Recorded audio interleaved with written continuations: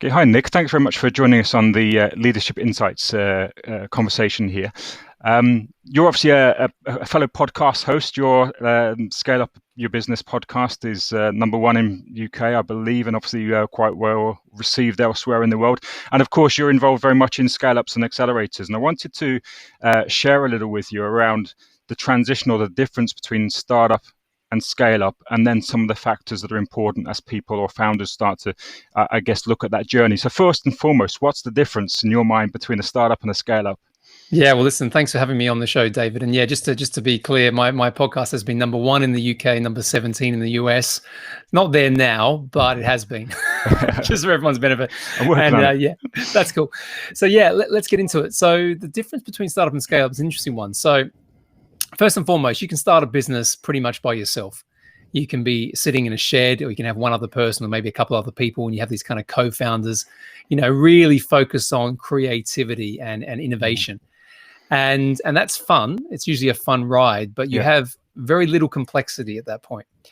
Scale up is in many cases the opposite, because the only way you can scale a business is to start working with more people, working with more complexity. So the ability to be a better leader and the ability to build teams and then obviously bring together processes and systems to make all that work effectively is the big transition, the big change between startup and scale up. Right. I mean, that's something which clearly echoes very well with me around, people and teams and leadership, not so much the processes, which is why I have a right-hand man who does all of that for myself, and I think you do too. But let's elaborate on that a little bit. So what are the key differences, or what are the key stages that somebody will need to think about and be prepared for as they go from this startup to scale up?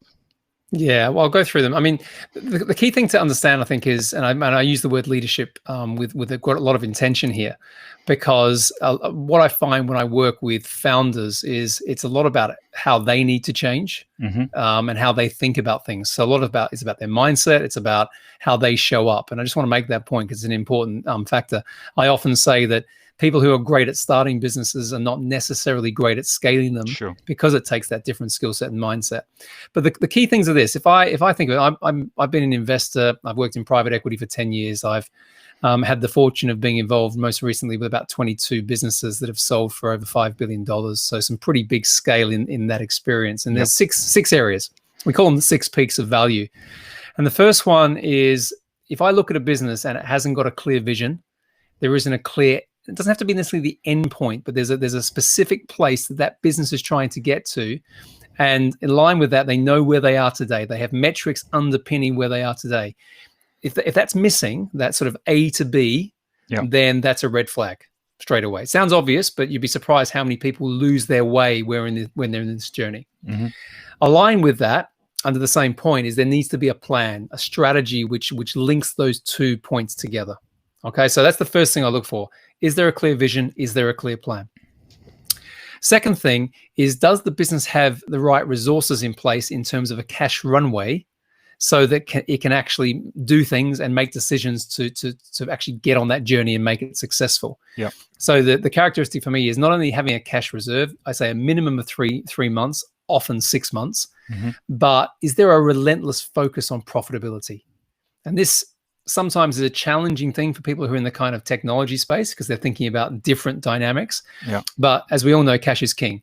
And if you haven't got cash in the business in some way, shape or form, from investment or otherwise, then you haven't got a business. So that's the second one.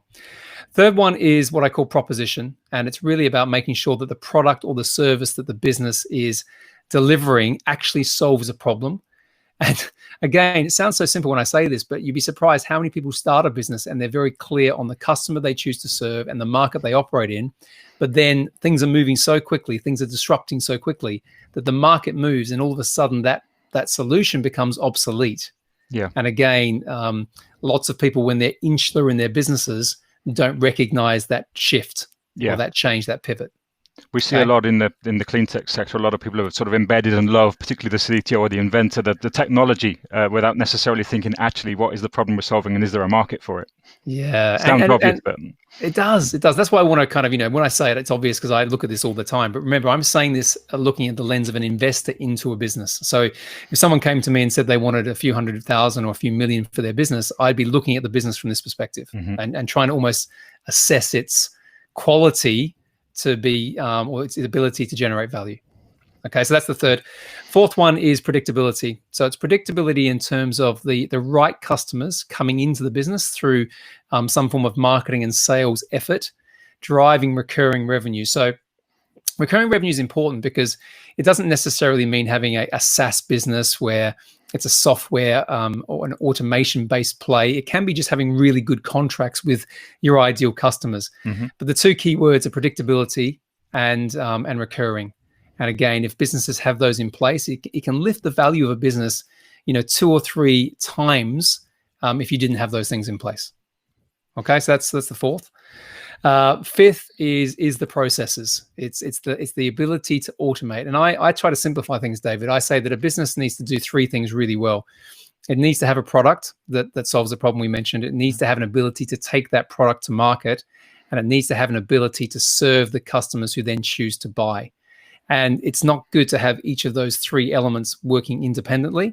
It has to feel like an engine that's literally purring. I know you'll start talking about electric cars in a minute, but if we go back a bit, like that idea that if one cog is out of place, you can hear it, it's not tuned, and you want that business to run like clockwork. Okay, and then the last one is the obvious one. It's people. It's high caliber capability, but not just having great people in your business. It's making sure that they run to the right cadence. Yep. And that's about values, behaviors, standards, and so that everyone is working to the same tune again. And you line those 6 things up that I've quickly gone through today. If they all start to work, then you are well on your way to creating a superb business, a business that's going to solve meaningful problems, but also be valuable for you, the founder, if you ever want to sell that one day or something like that. Sure. So if you're a founder and you're looking to move beyond the startup phase into scale up, and you're looking at those 6 key areas, I mean, some of them in particular are about recurring revenues, for example, can be a bit of a challenge if you're still at startup phase and, hopefully you're post revenue and generating some monies. It's not always easy to get a good runway as a young company. Are there any particular areas which are sacrosanct or which, really would put off an investor or really would inhibit your scaling? Yeah, I mean, the two areas that I think really jump out always across any business that I've ever been involved in is the quality of the product or service. When I say product, I'm talking about obviously the solution to solve your ideal customer's problem, and the quality of the people. So to play that out, sometimes you'll get a tech startup which obviously hasn't really at this stage got enough recurring revenue, or it may not even be profitable, but it'd be on a pathway to profit. But if they've got a really unique solution, something memorable, remarkable that no one else in the market has got, but they can see that it's disrupting and all those things, that's a big tick. And if the people behind that are intelligent, passionate, focused, energetic, really high caliber, and it's hard to sometimes get that right. And that's where a lot of investors get, they don't get that judged well sometimes. But they're the 2 areas that are kind of almost non-negotiable. You've got to have those things in place across any business, as far as I'm concerned. Yeah, no, so I mean, it's something clearly passionate from our perspective is making sure that either the founding team are the right balance, and if they're not, what do they do to address that by bringing people in? And again, that can be a challenge sometimes when you're a small business, but you can't, or I certainly emphasize to people that importance of having the right skill set that's investable, both in terms of the founders and those early members of the team that are rounded enough to be able to cover sales, marketing, product solutions, and around the sort of the basics of the roadblocks that you've just sort of the steps that every business needs to go through or have in place before they can take off. Yeah, foundations. No, they are foundations, and there's a bit that I think is changing in the world around this capability piece, which is, traditionally people hire people in, and I know kind of you're involved in that area, but I do think there's a piece of getting the balance right about having the right people in the team, but also bringing in the experts for very much point and shoot solutions. Yeah, and then eventually you can do that with effectiveness and efficiency. You can build the team from that, but I think sometimes it's not always about just making one method. It's about, that kind of being clear on the outcome and the result, and that's how you start to scale more quickly. Yeah, excellent. Well, listen, I appreciate you sharing those thoughts with us. We'll put into the boxes below the links to your podcast and to the Fielding Group. And really thanks for sharing those thoughts with us. Hey, anytime, David. Glad to be on the show and glad to be offering some value to your listeners. Thanks, Nick.